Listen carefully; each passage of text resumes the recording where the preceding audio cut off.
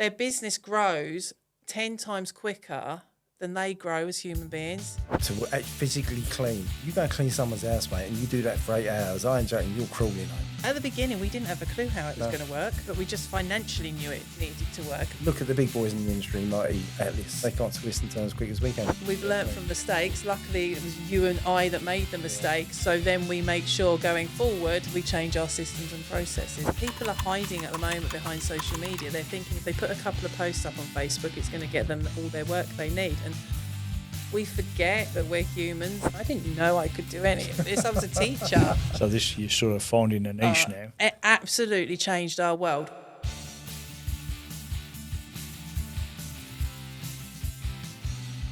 Well, good evening and welcome to the Vision to Venture channel. It's the last interview of 2025. I can't believe it's gone so quickly. And today we're going to have a banger of an interview, I'm sure. I'm sure we're going to have a bit of fun with this one. I've got Donna and Dennis here. Just before we get into the interview and I get them to introduce themselves, don't forget to like and subscribe on the YouTube channel. And thank you for all the comments, the subscriptions, the nearly 1.8 million views that I've had now, the 103,000 subscribers, the thousands of comments and likes throughout the year. Thank you very much for doing that. Keep it coming. Love the comments. It's really helped me think about the kind of content that we want going forward into the new year. So let's get going. Donna, Dennis, welcome to Vision to Venture. Thank you so much. Do you want to give us an introduction to who you are and what you do? For sure. I'm Donna Hall, based in Bedfordshire, Dunstable, Bedfordshire, small town in Bedfordshire.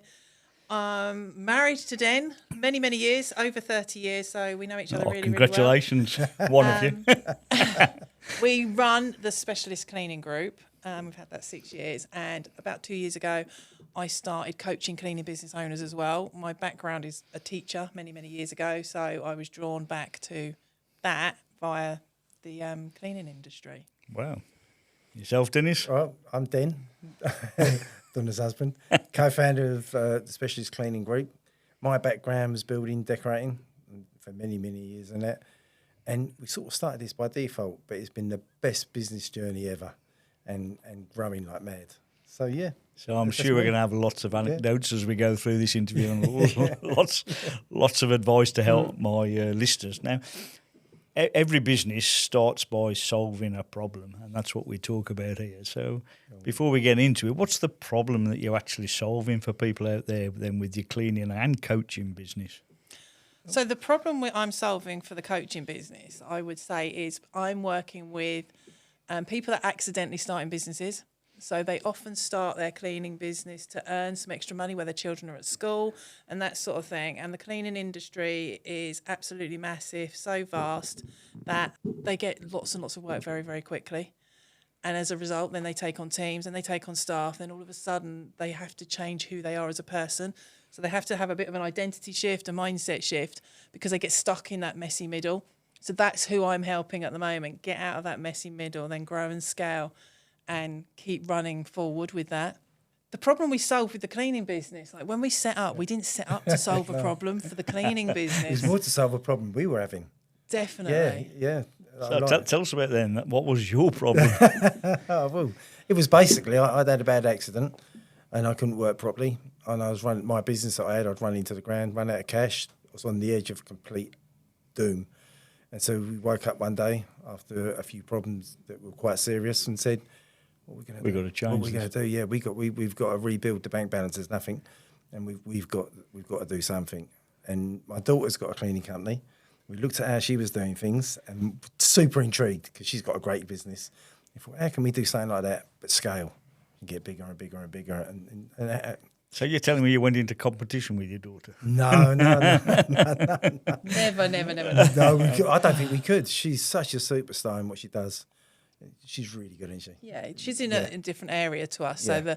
So the area they serve and the area we serve, there's a small crossover now. We both do specialist cleaning, but mainly there hasn't been much of a crossover. So was she a bit of your inspiration? Oh, 100%. Absolutely. Yeah. Like we were on holiday, her and her partner were sharing with us some of their numbers, and we're like, shit, we can make this work. Yeah. It works. The revenue, the reoccurring revenue model of regular cleans, like intrigued us. Like we're not natural cleaners. We had to learn how to do that efficiently, processes and systems. But it intrigued us, the reoccurring revenue model, and we had to find something to work. We'd always wanted to work together. Well, I say we'd always wanted to work together. I'd wanted to work with told. Den. He might not have wanted to. So we've always wanted to work together. I'll stick with that line. Can I add something to that? You kept a big secret from me for many, many years, right? And she was a superstar businesswoman and knew how to grow things and all the stuff. I've been in business for 35 years. And she was asking me questions. And I think, how the dickens am I meant to know that? Like, and it was simple things about limited companies. So she went out and researched the world, mate, and come back and said, well, why don't we do this? Why don't we do that? And I was like, whoa, where's all this coming from, mate? So clearly there's a superpower in there somewhere. Yeah, it really was, mate. I think it's like the teacher in me, though. I love learning. So whenever something new comes along, I have to grasp it and immerse myself like right in there. Definitely. Yeah. So obviously you stepped into the cleaning industry at that time. What surprised you when you first got going? How hard it was to physically clean. I mean, I've had builders and decorators working for God knows how long, mate, and been out on sites and done all that. You go and clean someone's house, mate, and you do that for 8 hours. I ain't joking. You're crawling home. It is a seriously hard job. Really? Harder than the building? Well, mate, yeah. I'd go and carry bricks around all day long. You know what I mean? Or pick ladders up and move it. You know, that work ethic.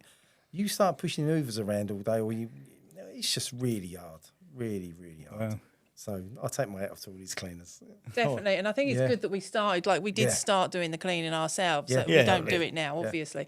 But because we had that grounding and we wanted to put systems and processes in place that we could train out to our teams, we had to be on the ground. But it makes us recognise every day how hard it is for our people that are out there Because we time doing their it hours, every day. We time all their hours. We work out, we don't overwork them. We don't exhaust them out. So we work, it's always a fair day.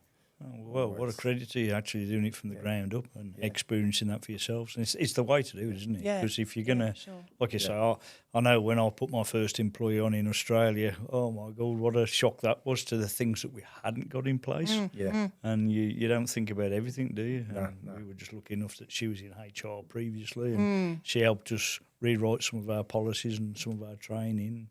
But it just takes a bit to get going. And I'll still be very hands-on as well. No, so if I have to go to site, like to oversee something, check something's right, I'm there. You know what I mean? So we totally understand what is happening no matter what. So in terms of your customers, what were the early pain points that you saw for them that other cleaners weren't really? I think it's different to the normal world because we were starting in COVID. Ah. So the initial pain point, I guess, was we were just domestic and commercial cleaning at that stage. So regular commercial, regular domestics. People didn't have enough time. They were time poor, so they wanted to farm out their cleaning. So we would do their cleaning. But then how things evolved was COVID came along and the health and safety of everyone became massive. Yeah, yep. And then the pain points become a lot bigger. We were working in Barclays Bank nearly every single night throughout COVID because when they were open, they had a rule that everyone had to test when they turned up each day. And then they had to close if anyone tested positive. So we had to go into the banks and clean them overnight so that they could open the next day. Oh, wow. And So their pain point was, I've got to get back open. It's an amazing time to start a business, Yeah. but the right business to start at that time. Yeah. I mean, we were so lucky. I'm grateful for what we got through that time, but also recognise how hard it was. Well, that expanded as well because it went from like doing like Barclays banks and stuff, and then to the courts, what to stay open. So that we had 16 courts we were fogging and touch point. It just got bigger and bigger and bigger. So it just expanded like you'd never seen. So how did you approach Barclays? It was a no, subcontracting job. So there was a national company that had Looking the for contract, resources. and then we worked for them. Yeah, that's okay. It's a way to get in. Yeah, definitely. We So- found that that's a great lead for business. Yeah. Look at the big boys in the industry, Mighty, Atlas, and all the big cleaning firms, and put yourself in a situation where they can use you and you bridge up the little gaps that they're not quick enough to turn into. Yeah. And so if in 2 hours you'll be called, you can be there, you can pick up some of the gorier stuff that we do and away. But the big firms can't move that quickly. So you put Yeah, yourself I into- assume if you serve them well, they keep the Yeah, work we're still flowing from working you. with them all Yeah. now. Yeah, So totally. still now, Amazing. That's their pain point, really. They can't twist and turn as quick as we can. We solve that problem. So building a business together is going to be no easy no easy feat. I don't think I'd want to do it with my wife, although she's been the backbone of what I've done over the years and given me the opportunity to do what I want to do. What strengths do you each have that sort of have helped you build that business? Do you know what? I think that came out really quickly in the beginning because, you know, we do the disc profiling and put ourselves in something. I was totally confused. I wanted to be like the eagle, the D. Get out there. And over the last 2 years or so, mate, I've realised I'm the parrot, slightly dipping into the eagle. And Donna is actually the eagle. And we had ourselves at the opposite ends, didn't we, when we were trying to work it out? I think it's like, but that's not necessarily really, really important. But like at the beginning, we didn't have a clue how it was going to work, but we just financially knew it needed to work. And then as we evolved, like set roles appeared. So our roles become very separate. And lots of people say to us, oh, it must be horrendous working together. Like you're in each other's pockets all the time. We see less of each other now. We're working together than we did because our roles are really, really different. Particularly now I'm doing the coaching as well. Yeah. So to start with, we had no clue how it was going to evolve. But as it did evolve, like Den said, we've got very different personality types. Our profiles are really, really different. I want to get it done and I want a result straight away. Den wants to go and sell and have a chat and have a coffee. And it works really well because then we can both do the bits that we like and we can both do the bits that we're good at. So luckily, that's worked really, really well. On the flip side, like if we have a dispute, like we probably speak to each other like we might not speak to other people in our team if we had the same dispute. Yep. But we get it over and done with straight away. Yeah. So it's done, dusted. It's done with love. So we always try and do it. The right intent. Yeah. Yeah. And then there isn't that many disputes. It's more me sulking. I'm going to go and do that again. I hope that is on record. It's recorded. That will be a snippet. And I think as well, like lots of people say, don't take it home with you. We do take it home with us. We talk about it all the time. And actually, it's our common thread as well. Yeah. Yeah. So we have that common interest. We tried to have like a CEO day out once. And we said, we're going to leave the phone at home and not talk about business. It was impossible because it is our life as well, rightly or wrongly. Like we live for this at the moment in time. We're really growing and scaling as much as we can. So like we spend all our time talking about it pretty much. If we go for a coffee, we'll talk about it. And because both our children are running businesses as well, when we're with them, we all talk about business too. Got that common theme. So it's something that we do talk about all the time, and we don't really have rules where we say it's not coming into the house in the evening after 7 o'clock. It just does. And I know that personality thing works really well. You know, when I first set up my business partner, and I've said this a few times, but we had a business coach help us, that somebody I'd worked with in the corporate world. We thought he was going to teach us all about marketing and all this stuff about business. But all he was doing is testing whether we could work together. And he got us both to this exercise where we're drawing what the future looks like, and I'm drawing a big business consultancy, got my name over the door, and there's my partner Chris, and he's going, well, no, I just want to work from home, and you know, but that yin and yang, and me being out there and less risk averse than Chris, it actually the balance of that Definitely got us to the right place. We had a very similar sort of situation. We both put down our visions, and I think it was one of the ECA days. Yep. And they were quite different. And that was like, whoa, so you want to do that and you want to do that. And then we met in the middle where we want to be with that. And that was really interesting, wasn't it? Yeah. I do a thing in my lean process improvement called a hoshin. It's a Japanese word for direction management. And if you imagine trying to thread a needle with a piece of cotton, if you're 1 degree out, you're not going to get it through the hole, are you? And it's about that vision and getting that vision and the vision set. So in the early days, when you first started evolving your service, how was that different to where it is today? How did you evolve your first services? It's massively different, isn't it? Like as we started up, domestic, commercial cleaning, run-of-the-mill cleaning business. Did you validate any of this in terms of what does the customer want, or did you? Yeah, we knew what they wanted, us. It was just a time thing, like give back their time. So we wanted to give them back their time so they could spend time with families. So we'd go and do their cleaning. They didn't have to do the cleaning. Commercial properties, so that the rest of the people within the business were no longer doing the cleaning, that sort of thing.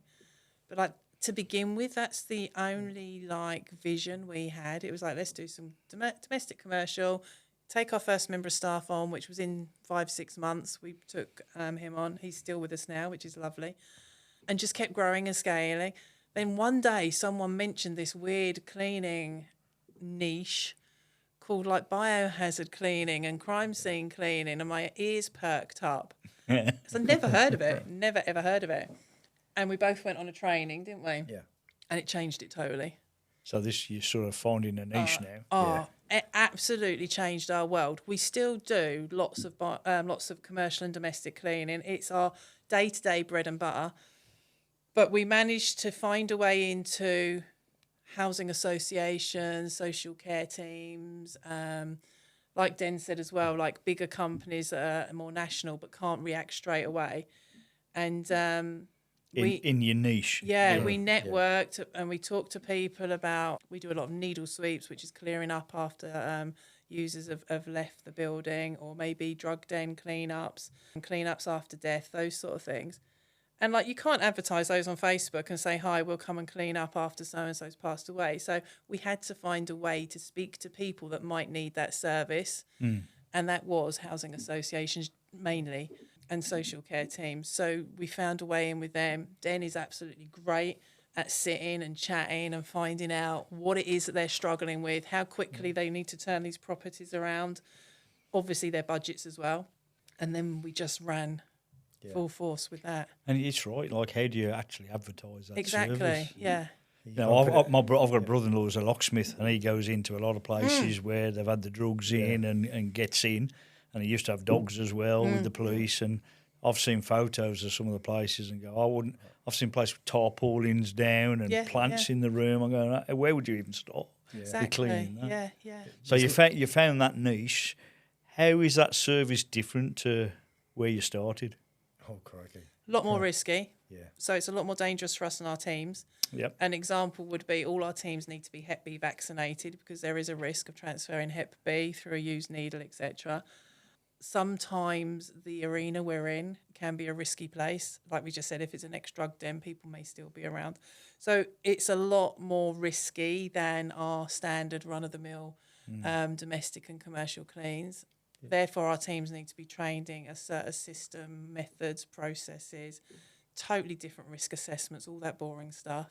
Boring, but the sort of must-have things. stuff, Yeah, unfortunately, in the absolutely. industry, isn't it? You've got to have it. And because it is a lot more dangerous, like You're trying to protect them. obviously we've never send anyone out on their own to an arena where someone's been evicted, because they might be coming back as they see us go in, and that has happened. That's come back as well. We've learnt from mistakes. Luckily, it was you and I that made the mistakes, so then we make sure going forward we change our systems and processes. And when I train it out, we talk about the mistakes we've made so other people don't make them. But another niche we went into as well, which was massive at the same time, was we work with people living in hoarded homes. So hoarding, in a quick short sentence, is where people just gather items in their home and they can no longer like live a normal life. Yeah, they're just because there's no bed or no kitchen. Can't get near anything. And we work with those people on a daily basis as well, in a very different way to what you might see on the TV shows. So on the TV shows, they go and do a quick clearance, but it's not about the stuff, it's about the human being. They've got mental health difficulties, that sort of thing. So we work with them in like a coaching type way, and we work with them on a weekly basis, very slow steps approach, and slowly move things out of the property. And that's how we work with housing and social care as well, isn't it? Yeah, they deploy our services. Because that's very different from just cleaning. Yeah, Isn't yeah, it? It's a very different space. And the outcomes are brilliant. Yeah. Because you're working with trauma in these people and stuff like that, and they're collecting stuff over years, 10 years and stuff like that. And when you actually help clear a room up, get it organised, and the guys clean it. I mean, I got folks come back from a job yesterday, mate, and it's just beautiful. Yeah. That self-satisfaction of helping in people. And it's the same as when someone calls in and says, I've sadly had someone die, and I don't know what to do with the property. It's all, we go and do the complete service, take care of where the body was and stuff. They clean it up, then we empty the property, completely clean it, decorate it, and give them the keys back so then they can either sell it or there's something else moved. And it's a different place then for them, Yeah, isn't it? totally. They haven't got the same. Yeah. Oh, that's amazing. So was there a moment when you thought, what are we doing? in all of this, and you. Especially when I was chased across the car park. No, Or just sort of slowly evolved and make sense as you've gone into each of those? I don't know. When you say, what am I doing? Like, on a regular basis, I think, would it be better to work somewhere else? Yeah, of course I do. Like, I would like a nice, easygoing job sometimes, 9 till 5, like, come home, rest. Clearly at the beginning, you know, you were in a situation where the feedback of your business and whatever happened with the accident left you in a position where we've got to find a way of making money here. Yeah. Was there any other moments like that through the growth of the business where you thought, for me, it's time to change? Or definitely not. I wouldn't change any of the story we've started from there. I am glad what happened to me, not so much the accident that hurt, but like the growth from actually going into becoming the cleaning company and where we've gone to now, and the staff we're carrying, not staff with us, mate, they're all lovely. So and I've had other companies where I've had 35 guys working for me, self-employed, and we've got 20 of the beautiful staff now. So that whole journey is worth its weight in gold. So it's lots of things to overcome and get through. But no, I wouldn't change a thing. Because I can also see we're only a little way into our journey. I can see massive growth in the relationships we're building with other companies, things that are coming our way, questions we get. Yeah, so no, I wouldn't change anything. I mean, I didn't know I was going to go into the coaching, which is really weird. Like, well, that was a crossroads for when I reflect on that, like, as we set the business up, like, I was never going to teach again. I wasn't going to, like, do that again. That wasn't something I thought about. Then one day, I was thinking about this a couple of weeks ago, someone did start coaching that I knew, and they said to me, because you used to be a teacher, have you never thought about, like, training this out and coaching? And when they asked me that, I said no. But as soon as I put the phone down, I was like, maybe I could. But then it took me about 2 years to have the courage to actually do the pivot and confidence to do it. And then I still didn't know whether it was going to work or not. So the very first thing I done was I put a course together, and it was a hoarding course about supporting people living in hoarded homes. That was the very first course I put together. I got it CPD certified, so there was a bit of like backing behind it. Put that out there. It's an online course, and I think 20 or 30 people bought it. And I'm like, okay, that's all right. I can go with that. And now that's just running evergreen. But it's what I love doing. Like, I love the cleaning business. It's taught me to be a different person. But what my internal passion is helping other people move forward and learn. So, like, I'm so glad I managed to find my way back to that. So why did it take 2 years? Probably because I didn't have the confidence. Because it was an adult arena instead of, like, children that I was teaching before. Can I do it? Have I got the time? Like, silly questions coming up in my head that were holding me back. And time, because I was still doing all the paperwork with the business, running the business. So, yeah, it did take a long time, but I'm so glad I ran with it now, for sure. Yeah, you don't regret that. No, not at all. The balance of the two bits of the business, training and the cleaning, is so perfect. Yeah, they go, that vertical is brilliant. So you actually are coaching other cleaners now. Yeah, so up and down the country we have 2 courses, 2 certified courses. One of them is for the biohazard and crime scene cleaning, so we're teaching cleaning business owners to do that. Den joins me on that training, that's your first training. Oh, you're the teacher activities. The very first time, bless you, you were shaking like crazy. I was so nervous. But he's really good at it. He's really good at it. So we do that. We have a 3-day biohazard course. I also have, like I said, my online hoarding course, but I also have like my 12-month program where I can get really intense with people, 1-to-1. They come to us 2 days a month. We do loads and loads of inner work to help them grow as people. And it's those in-person days with a group of people where you can see the growth in the room is what I really, really love. And it's what I do it for, because I can see them growing. They go back, their business grows, they come back the next month, and we can just keep building on it. And I love that. It's amazing, isn't it? You're actually helping your own industry grow and improve, and that's amazing. You see the tears in the room. It gets so spiritual. Just the growth is brilliant. Yeah, it's really nice. It must be magical. It's like, it is. That is the right word. Yeah. Particularly in a room, because I am an inner room person rather than... I do online stuff, and I do Zooms and things like that. But if I could choose, it would all be in the room because I can feel it more, definitely. Yeah, it sounds like you've convinced Dennis as well. Do you know what? I've grown into it. Like, being in them rooms. Because I could see you being a natural just by your personality. Yeah, and you join in anyway, don't Yeah, you? Now, yeah. whenever you're around, you come and join us anyway, and they Yeah. love you being there as well. They all love Den's energy. So, how do you make decisions when things aren't going right in the business? I just decide. Cool. You got that on record as well. I'm told. It can be really hard because, particularly if we slightly disagree, because we have to go through the process as business partners, but at the same time, you can't remove the husband and wife bit. It's still that's there. always there. And Still there. It's like the ECA stuff comes into this. So that's the Elite if you Closing did Academy. know, Yep. you know, yeah, and we said we've made a decision. We can't use that when we're discussing something. You know what I mean? So it's got to be like, yeah, is it going to be like this? You know, and we do. I would say there's not one thing we haven't come to a fair decision over. Yeah, and There's not been a great deal of. I can't think of anything that could have been a problem to what to stop it. I think it because my personality is we have to sort it and we have to sort it now.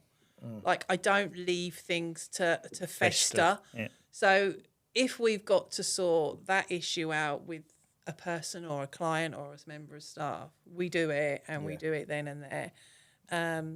Because I don't like the feeling if we've had say someone phone up they're not happy with saying I want to go and deal with that straight away. Yeah. Then we discuss it. This is and I'll get on the phone and do that because I'm great on the phone with them. So I always sort them situations out. And the same with the staff. I don't have no issues with sitting down and if there is something that's not quite right, and we always do it with love as well. So we'll take the blame for what's going on. So how do we get over this and work it out? Oh, we had because we teach lean improvement. We had a philosophy: every problem's a good thing. Yeah, you know? yeah. And you embed that culture in your organisations. Absolutely. People come to you, aren't they? And we got to a point where, as we grew, it made sense for my business partner to look at this after the staff, and I'll go do the sales and the contracting side of things. And I didn't step on his toes about the decisions he made. Clearly, we talked about it. It was like a marriage, to be honest with the pair of us. Yeah. It was like that. And do you know what I love? Because I spent so long in my own businesses, and I was the only one at the top, and I'd be paying people to come do jobs, accountancy jobs, and be around and doing what I'm doing. With this, I don't feel lonely in one little bit. Yeah. Because I know that Donna comes up with the most brilliant ideas. I think, well, gosh, why didn't I think of that? You know what I mean? It seems so obvious. I think that's one of the biggest bonuses because I work with so many business owners that are working on their own, have to make all the decisions themselves. It's a lonely and place. luckily, we can throw the ideas around before we approach it in the big wide world. And I'm so grateful for that because I've never had to do this on my own. It's always been with someone there that I can say, is that the right thing to do? No, but it's a real lonely place. And, a lot of business owners really struggle with that. And that's why I'm trying to build a community of people around me who are trying to sort business so they can share. And also having skin in the game as well. We both own these companies. Yes. So we're going to talk on it. We're going to make the right decision between us. Because we're both really part of it. We're brought into it, so that's super important. So you've talked about how physical the job is and how emotional it can probably get at times, particularly around the forensic side of things. What are the toughest moments you've been through, and what about your team and how the toughest moments they've been through? One of the toughest moments for me was the first unattended death we done. It was a young child. Oof. And that sort of stuck. And I don't want to know too much about what's going on when you get there.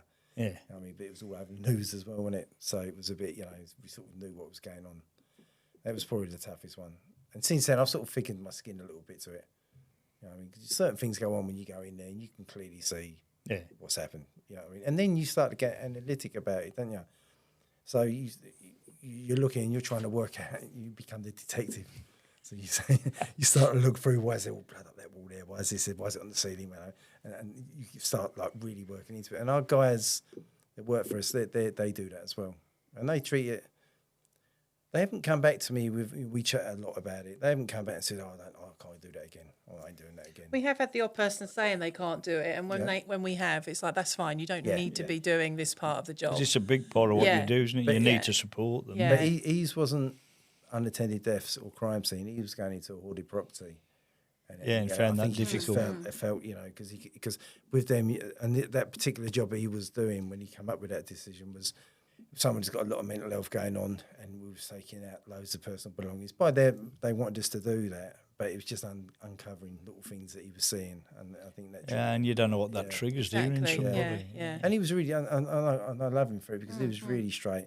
You must have a great team, and you must support them really well. Our team are like amazing. Yeah. It's over the 6 years. At the moment, we have like the best team we've ever had, and I'm really, really grateful for that. But it's working really hard, isn't it? Your core values, sitting and listening to them, being available, all those sort of things that makes a difference. But because we go into such situations like that, I think it's made us all understand each other a lot more as well, because we have debriefs like on the way back, and like I don't go out now, but when I was going out with the cleans, we would talk about things on the way back, and and that's fine. Like it doesn't go to the wider community, but on the way back we can talk about stuff and those sort of things. And I think it brings us closer together as a group of people, definitely.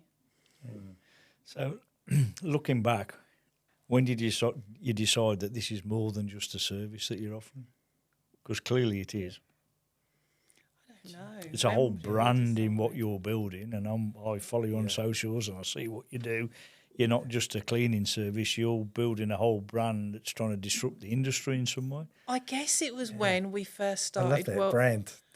I guess it was when we first started working with people living in hoarded homes, because that was the first time we started disrupting a little bit, because everyone was going in doing a big clearance in one day, and then the people were left with nothing. And these people were then 6 months later in exactly the same situation. They'd start gathering again, more trauma because of that happening.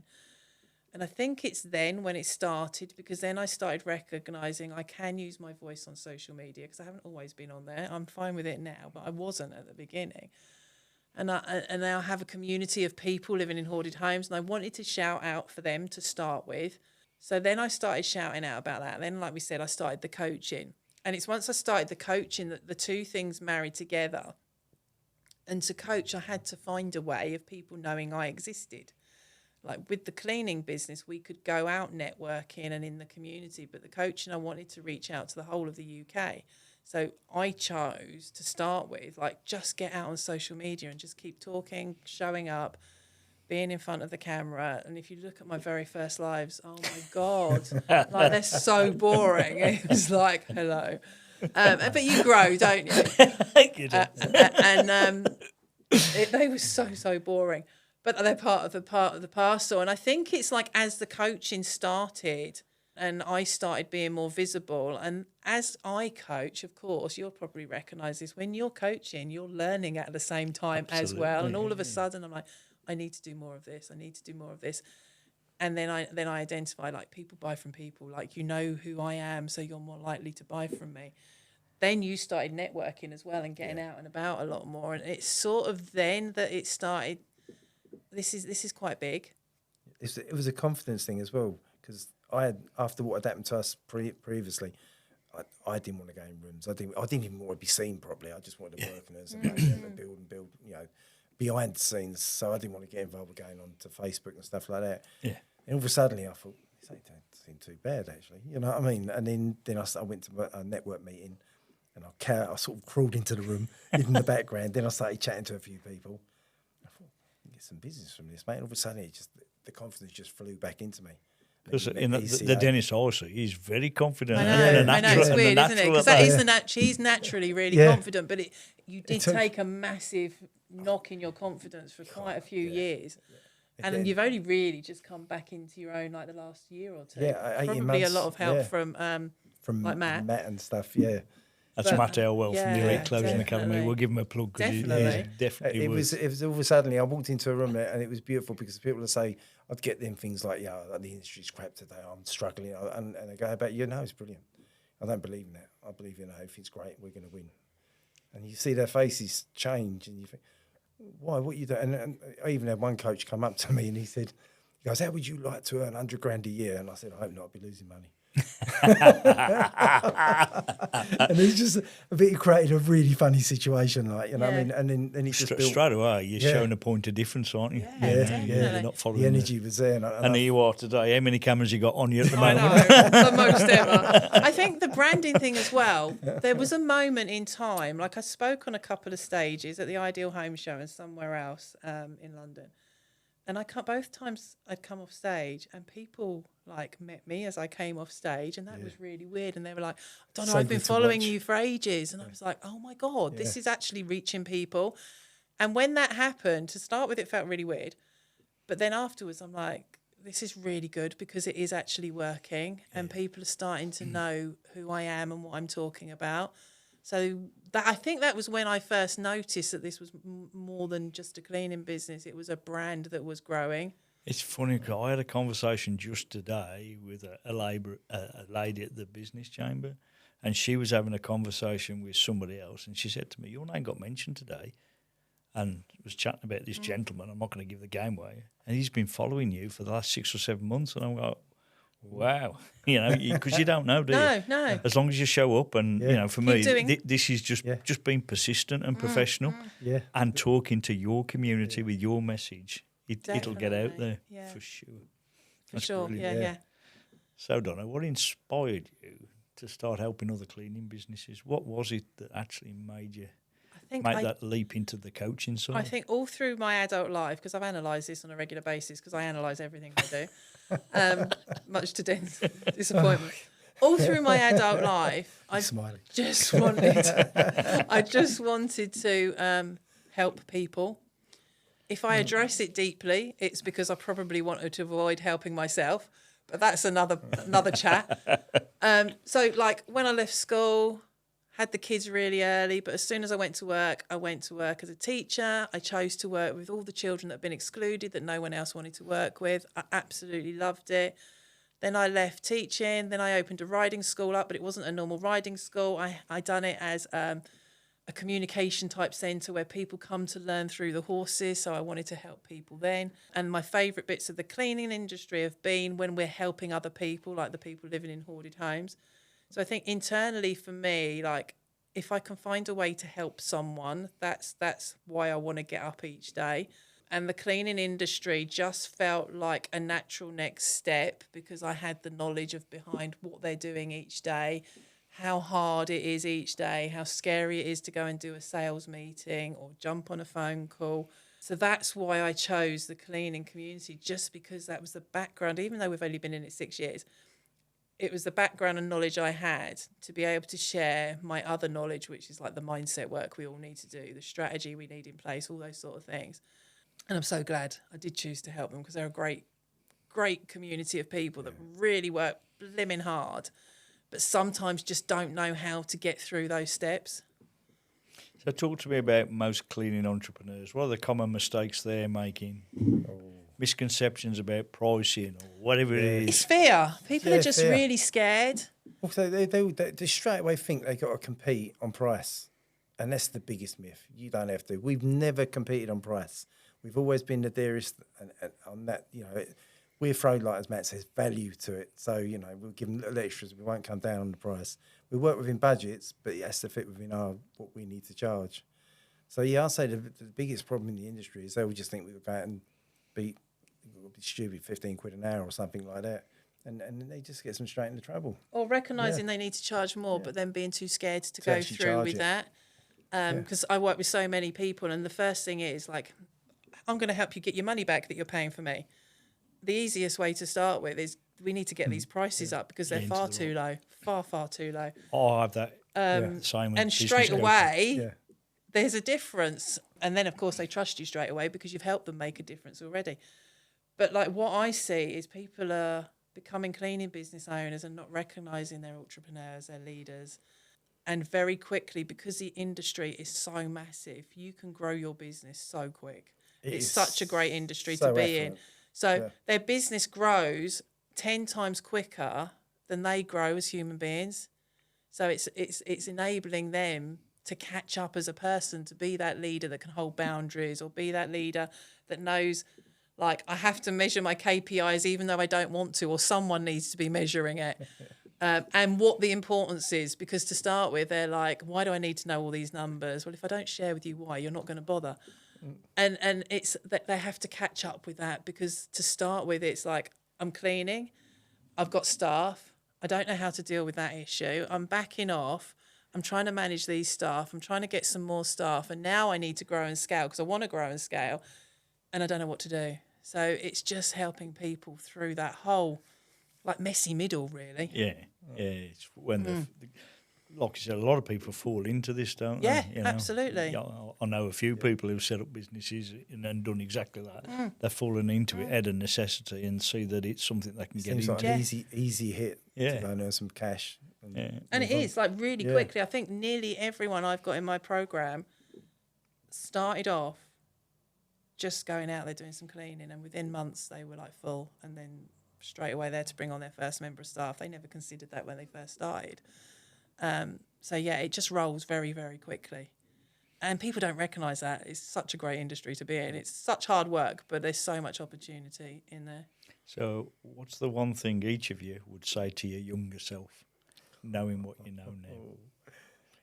If you're about to start on that journey. If I was speaking to my younger self, gosh. No, you're about to start this great cleaning business. Just run with it and keep moving and learning. But, like, accept how things might challenge you along the way, because I wasn't expecting the challenges. Yeah. What about for you, Dennis? Good question. What would I say to myself? Don't be frightened. Yeah. Was you frightened? No, frightened's maybe the wrong word, but I'd say to myself, don't be frightened, because everything's going to be brilliant. So, yeah. Is that about positive mindset? Or yeah, is that totally. I'm really spiritual. I love meditation and all that. And if I get into the mode, I'm going to grow 10x and start meditating on that and believing that's coming. It always comes. And that's what's happening at the moment, because I do that every day. So I would say to myself, make sure you wake up every day and just dream of how you want the future to be. That's what I'd say to myself. I like that. Yeah. What's next? What's next? So next for the coaching is like double next year. I've chatted with Matt. We've had a call. Yeah. So I want to double my coaching next year, help more people, obviously. That would be for the coaching. I'll let you share the cleaning business. We got to have a £1 million turnover next year. And so I'm 10x and everything. I'm building relationships like you've never seen. I'm seeing them. I'm seeing the results you're making. and so it's all the cherries on the cake. We just got to build it to that point. So how important is networking and relationships in your business? Massive, yeah. Relationships to me, business is relationships. You just got to get out there and meet people, chat to people. I talk a lot. I talk a lot about like when I'm coaching my clients, because so many people think social media is a be all and end all. Social media is great, isn't it? It really is great. But if you're a community-based business and a domestic and commercial cleaning company, you need to get out there on the ground.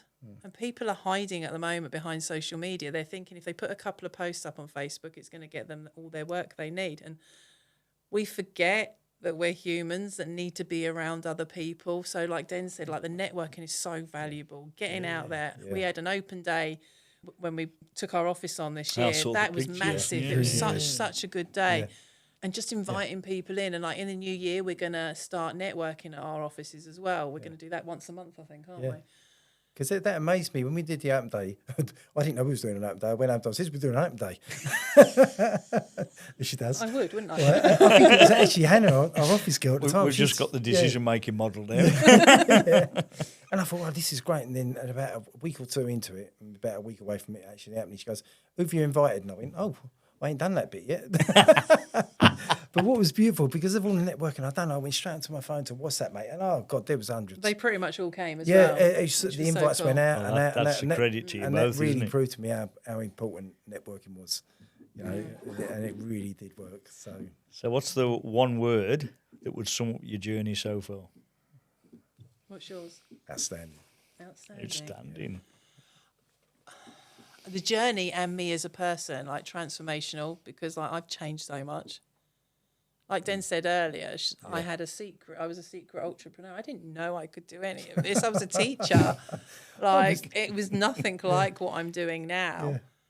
But I've really just that enjoyed comment, it. That will inspire people, because people they hear the word entrepreneur, businessman, whatever you want to call it, and they don't realise it's actually. It's in a lot of people's blood, and they don't know. I've never even wanted to have my own business. Like, I was a teacher, I worked for someone, I went to work each day, absolutely loved what I'd done. Den's always been self-employed. I've never, ever shown any interest. Not at all. Not a sausage. then when it happened, and it was a bit of a necessity to start with, and I at that time I had a really, really poor money mindset because we had had such rubbish going on with our finances. It was like, I have to learn how to do this, and I have to learn how to do it really good because it has to work.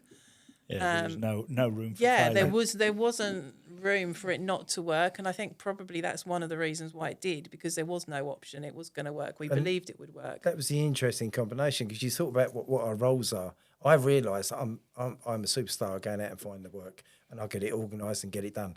I'm pretty rubbish at organising what has to go in the bank, what has to go out, and what bills have got to be done, what's got to be scheduled. Donna took that over. Suddenly, a big pressure comes off me. Yeah, and I can actually fly and do you can what I focus need to do. Yeah, on the sales and the operation. yeah, and it all just suddenly comes together. Yeah, it sounds like it's really worked out well for Yeah. you. So, who's influenced, or what book has influenced you? Who's influenced you the most? Come on, mate. Well, Matt has influenced me beyond all belief. I watched him. It was in Brighton, and that's when I seen him for the first time. Sort of. This is jump Matt on this- Elwell we're talking about. Matt Elwell. Yeah. Sorry, Matt Elwell. And yeah, he just puts a calmness and a realistic way of approaching people with love, and you know about the ECA and the approach. Book wise, Grant Cardone, 10X. That has just become a book that. How many times have you listened to it over the last 2 months? 5 times. 5 times in probably, yeah. I have a thing about, I listen to audio. Yeah, And, I'm the 5 same. I times. don't I'm read. probably I about listen. 5.5 times now. Because there's always something in there that I hear. You know what I mean? So, because he's got this, Grant's got this thing about like, do a book a week, read a book a week. So I listen to a book a week. And it's made me really, like, it's brought up levels inside me I didn't know I had. And at ECA today, we're getting asked questions to write things down. And before I'd look and think, what am I going to say? Oh, God, how am I going to do it? Today I'm going, bam, bam, bam, bam, bam. And it's the same yesterday. Yeah, It's it just things were flows. flying out, and conversations are happening. And I'm thinking, where's this all coming from? And it's Matt Elwell, his influence on me is making me really think. And then the 10X model coming in on top of that, it's like, well, yeah. So that's where the £1 million comes from. We're going to have that. Yeah. Like that. What about for yourself, Don? Mine's a phrase, and again, like we're talking about Matt Elwell a lot today, aren't we? Yeah, I might be able to sell this to you. Yeah. I doubt it. What would love do? I say that to myself a lot because I find myself occasionally dipping into imposter syndrome. Yeah. And I remind myself when I'm thinking like that, what would love do right now, Donna? And what you're saying to yourself isn't what love would do. Yeah. So that's been really, really helpful because it kicks me right back onto the right mindset very quickly. So And it's right, you know, I've been in business 13 or 14 years, and I still get imposter syndrome at times.